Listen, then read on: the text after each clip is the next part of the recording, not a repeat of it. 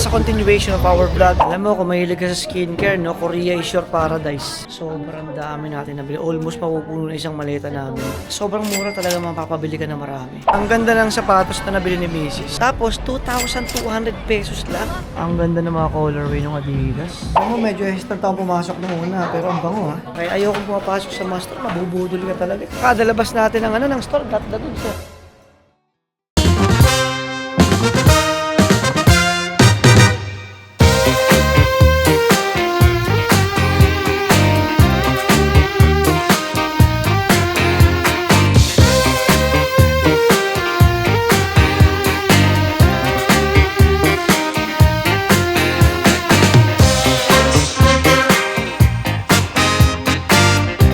This is a continuation of our vlog. We are now here in Myeongdong. Mga skincare lang muna bibili natin. Actually, nakabili na kami ng marami, pero kulang pa. Dahil sobrang mura ng skincare dito at sobrang daming klase.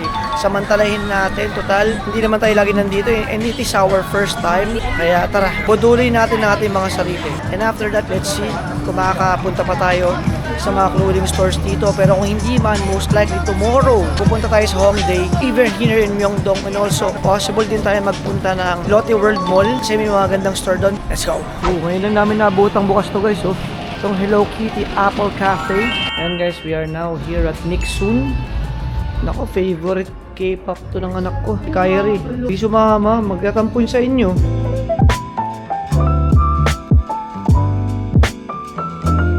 Alam nyo kagabi worth 20,000 pesos of skincare ang naipamili namin dun pa lang sa Rediyang na store. Kasi yung store na yun guys, sikat talaga dito sa Korea. Para siyang pharma ng mga Korean na skincare. So nakabili kami dun ng marami. O makapakyaw na tayo kasi minsan lang naman tayo dito. Oh, they have a second floor.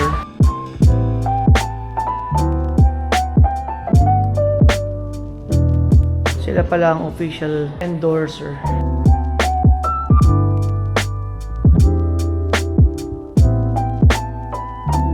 Okay, got the goods. Nakabili na tayo para kay Kyrie. Dito yan guys sa Mixun. So guys, dito tayo sa Skin 1004. Daddy's Lounge. They also have a second floor. Baka mas malaki dito. Grabe ang skincare industry dito sa Korea.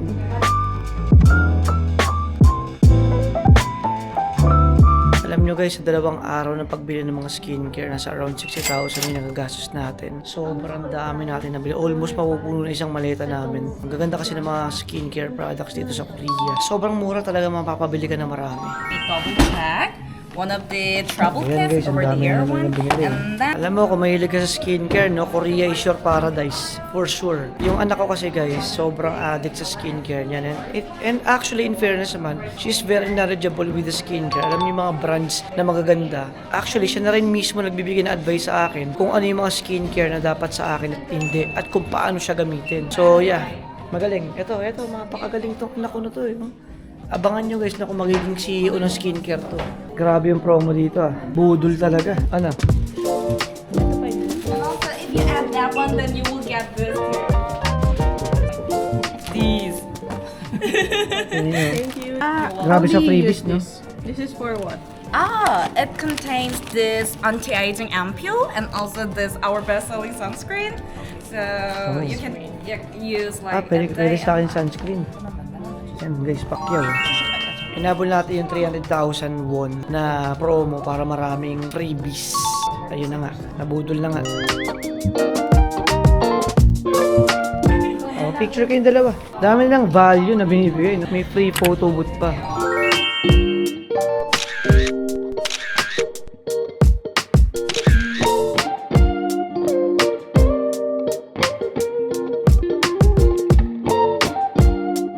Pag napunta kayo dito guys sa Myeongdong, siguraduhin yung pumunta kayo dito sa Skin 1004. Dahil lahat ng ibebenta nila sa iyo may kapalit na napakaraming freebies.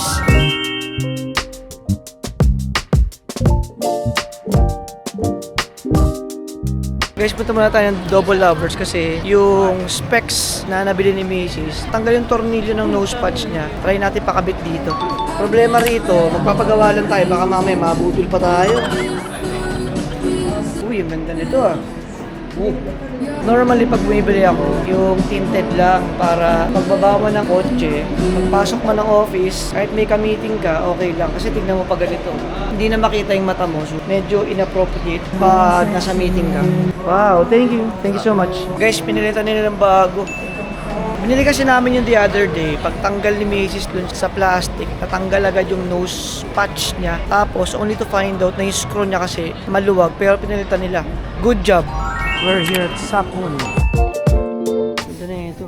Ganda. Kaya ang ganda oh. 49,400. Actually, maganda. Pero mas maganda itong black. It's classic. Meron din sila dito guys na mga parang UGG. Yung binili natin sa Enmore. Wow. 27,500. Wala pang 1,200 yan. Mahal ng konti yung yung boots. Ganda guys eh. Parang gusto ko nga rin ng size ko to eh. Okay, we're done. Done deal. Ang ganda ng sapatos na nabili ni Macy's. Parang Acne Studio. Bibili rin sana ako para sa akin kasi sabi ng babae, unisex naman. Yan nga lang walang size. Size 6 lang yung available sa akin. Tapos 2,200 pesos lang. Diba? Pwede na. Saka medyo magaan kaya hindi siya masyadong makakadagdag na weight sa bagahe natin. Malambot lang sa paa. Guys, SW19, the official perfume of SB19. Alam mo, medyo hesitant ako pumasok na una, pero ang bango ha. Pero muro, 109 lang oh. Ito mas mga intense. Ito yung binili ko guys, ang bango. Mas gusto ko talaga yung mga intense na scent. Okay, thank you. Okay, ayoko pumapasok sa mga store, mabubudol ka talaga. Kada labas natin ng store, got the goods. Sige na nga guys, pasok na tayo ng ABC Grand Stage. Nagpipili itong anak ko, may bibilin daw eh. Marami magandang colorway ang Adidas, pero mas comfortable ang Puma Speedcat. Ito oh, ganda oh, superstar oh.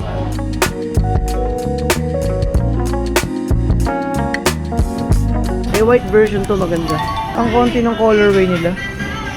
Alam nyo, kung bibili kayo ng Puma, ng NB, ng Adidas, pumunta kayo mismo dun sa mismong store nila. Kasi nandun talaga yung lahat ng mga gandang colorway. Kaya hindi tayo guys sa shoe marker. Matagal ko nang tinitignan tong store na to, yung araw na eh. Guys, tingnan nyo ang gago ng store ha. Ito yung UGG. Ito yung Everaw. Everaw ba to? Everau. Tapos nakalagay pa sale special price. Pinatay yung sarili eh. Ang ganda nito oh. Damn. Itong Puma na colorway na suit ko, in order ko to online kina Dane. Yan, kung gusto nyo magandang colorway na wala sa Pilipinas, order ko kay Flipzone kina Dane. Check natin dito guys sa Musinsa. Ang ganda ng mga colorway ng Adidas. Ay, ito maganda oh.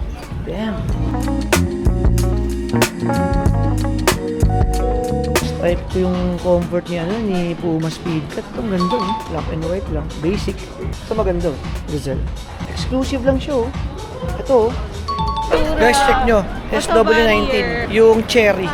Panalo. Okay guys. Narianda muna tayo. Octopus. Ano? Crab? Okay. Bili rin tayo na ito. Thank you. Sarap sa kanin yan. Thank you.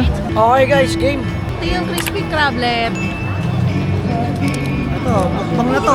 Sarap ng crispy Bilisan mo. crablet. Ito yung, ang tawag nito, crab. Ako, yung baby octopus. Oh my God, ang laki. Sarap. May konting lansa. Sarap?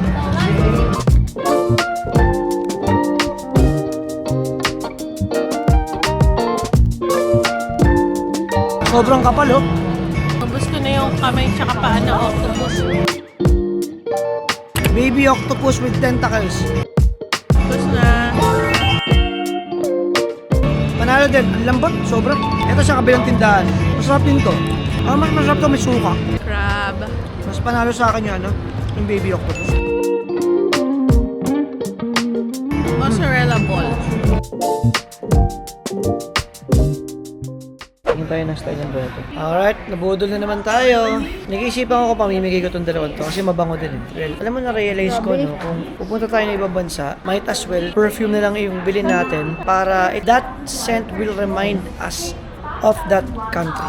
Actually, parehas bestseller to. And guys, 2,000 pesos lang. Guys, it's time for me to buy this. I've tried this for 2 nights. Binisita namin ito ng 2 gabi. Tapos tinis ko to. Good. Got the goods na naman. Gusto ko subukan yan. At yung sinasabi ko sa'yo na, ano, na parang Doc Galvi rin. Anyway, going back, no, ayan, nabudol na naman tayo. Alam nyo, iba yung persuasion skills ng mga sales person, sales lady rito sa, ano, sa Korea, nung gagaling. Talaga mapapabili ka. For me, no, napaka-importante talaga ng customer service experience. Kumbaga parang todo kasi kaso sila sa'yo. Kahit wala kang intensyong bumili, mapapabili ka kasi mahihiya ka sa tindi ng customer service experience. Ayaw pa rin magsitigil ng mga to. Dito naman sila sa All Mask Store. Yan, I guess bumibili na rin tayo ng pasalubong sa mga teachers na mga anak ko na pumayag na mag-absent sila for this trip. Hey, we're not buying grades. Baka ibas nyo kami. Yeah, favor lang sa ano, sa pag-absent lang, hindi sa grades. Got the goods. We're not a scammer, guys. Ito guys yung nakita kong hair product dito sa Olive Young. We're gonna try it kasi ito ang kulang kong product sa Pablings. In-apply ko siya kanina. Oh. Medyo naging ano siya, naging oily ng kaunti ng bagya. Ito, subukan din natin to. Tara na guys, pasarado na sila. Ito actually backup ko lang to. Para if ever mag-slick back ako ng buko, meron tayong susubukan na produkto. Alright, ano sasabihin niya? Got the goods! Okay, I hope that was our last store. Tignan nyo guys, oh, parang ano, karinderya style, oh. Aha. Kaya pala, kasi ngayon mo lang siya makikita, kaya mapapasabi ka lang, aha. Guys, ang ganda lang suko. We were trying to find open coffee shop. Kapag kami rito, medyo malayo na sa hotel namin. This small coffee shop. Ang ganda. Ang bango ng mga pastries. Unfortunately, closed na siya. So, take out na lang in-order natin. Sobrang bango kaya you can't resist not to order. Hindi nga lang wala ng coffee, pabalik tayo bukas dito. You should try it pag napadaan kayo dito kasi ang bango. Guys, ito yung mga pastries nila. Sobrang bango, promise. Ayan o. Ooh. Let's go! Guys, ito yung pangalan ng coffee shop nito. The Spot. Fabulous. Ang sarap nung ice chocolate nila. Babalik tayo doon guys kasi sabi ni Clay ang ganda raw nung second floor. Maganda ba? Cinematic. Cinematic or aesthetic? Cinematic and aesthetic. Di mo na kailangan ayusin yung ano ng camera mo. Ang ganda. Babalik tayo doon kasi ang sarap. Anyway, yun lang guys. Kung nag-enjoy kayo, please don't forget to like and subscribe to my channel. I will see you guys again on the next one. Get the goods!